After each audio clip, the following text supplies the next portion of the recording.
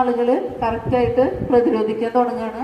നമുക്ക് മരുന്ന് കിട്ടുന്നില്ല. 9 മണിക്ക് വന്ന ആളുകളാണ് 11:30 മരുന്നിന് വരിക്ക് നിന്നിട്ട് കിട്ടുന്നില്ല പരാതികൾ വരുമ്പോൾ നമ്മൾ അന്വേഷിക്കാതില്ല. ഇതാണ് പ്രശ്നം വരുന്നത്. ഇപ്പോൾ രണ്ടാമത്തെ ഒരു ലാബിലേക്കുള്ള ആളുകളെ നമുക്ക് എടുക്കാനായിട്ട് HMC മുഖേന എടുക്കാനായിട്ട് നമ്മൾ അനുമതി കൊടുത്തിട്ടുണ്ട്.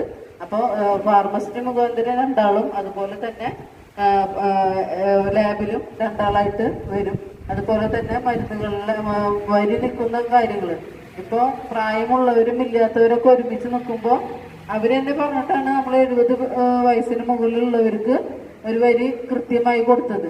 അപ്പോൾ അങ്ങനെ നോക്കുമ്പോൾ പ്രായം കുറഞ്ഞവരുടെ വരികൾ ചിലപ്പോൾ ഒരു ആൾക്ക് തന്നെ NCD ക്ലിനിക് എന്ന് പറയുമ്പോൾ ജീവിതശൈലി രോഗങ്ങളുടെ മരുന്നുകൾ വാങ്ങുന്ന ഒരു വരിയാണ് അതൊക്കെ. അത് ഒരു ആൾക്ക് തന്നെ 6-7 തരം മരുന്നുകൾ ഉണ്ടാവും. ആ മരുന്നുകൾ എടുത്തു വരുമ്പോഴേക്കും ഇവിടെ ഈ വയസ്സായവരെ ഒരു വരി ഒരാളെ കണ്ട് മരുന്ന് എടുത്ത് കൊണ്ടിരിക്കുമ്പോൾ ഇപ്പുറത്തെ സാധാരണ നിൽക്കുന്ന വരിയിൽ ഒരാൾ പനി ചുമമായി നിൽക്കുന്ന ആളുകളുടെ വരിയിൽ നിന്ന് മരുന്ന് എടുത്തു കൊടുക്കുമ്പോൾ ഇവിടെ വയസ്സായവർ വീണ്ടും ചീത്ത പറയണം. അവർക്ക് എത്ര പെട്ടെന്ന് മരുന്ന് കൊടുത്തു. ഇവിടെ 8 മരുന്ന് ശ്രദ്ധിച്ചിട്ട് വേണം എടുത്തു കൊടുക്കാൻ. ഇവർക്ക് പനിയുടെ മരുന്ന് 1-2 കൊടുത്താൽ അവരെ കഴിയും. അപ്പൊ അപ്പോഴും നമുക്കിങ്ങനെ കുറ്റം കേൾക്കുകയാണ്. അപ്പൊ നമ്മൾ മരുന്നുകൾ നമ്മൾ പറഞ്ഞ പോലെ സ്പീഡിൽ എടുത്തു കൊടുക്കാൻ പറ്റില്ല. തെറ്റി കൊടുത്ത് കഴിച്ചു വന്നാൽ അതും വേറെ വാർത്തയിട്ട് വരും. അപ്പൊ അങ്ങനത്തെ ഒരു കാര്യങ്ങളൊക്കെ ഉണ്ട്. എന്തായാലും നമ്മുടെ ആരോഗ്യ രംഗത്തുള്ള മാറ്റങ്ങൾ ഇതിലും നല്ല രീതിയിൽ തന്നെ മുന്നോട്ട് കൊണ്ടുപോവാണ്.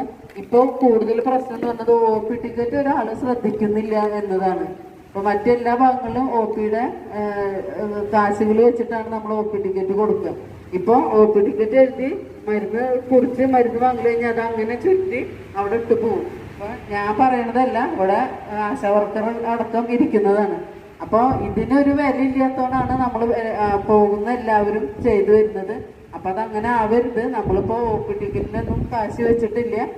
പിന്നെ അതുപോലെ തന്നെ നമ്മുടെ ഹോമിയോ ഹോസ്പിറ്റൽ പുതിയ കെട്ടിടം വാങ്ങി അതിനുള്ള കെട്ടിടം പണിയുകയും അതിൻ്റെ ഡ്രസ് വർക്ക് മറ്റു കാര്യങ്ങളൊക്കെ ഒരുവിധം നന്നാക്കി ചെയ്തിട്ടുണ്ട്. മരുന്ന് വയ്ക്കാനുള്ള ഷെൽഫുകൾ അങ്ങനെയെല്ലാം അവിടേക്ക് ആവശ്യമായിട്ടുള്ള സാധനങ്ങളൊക്കെ കൊടുത്തിട്ടുണ്ട്. അതുപോലെ തന്നെ നമ്മുടെ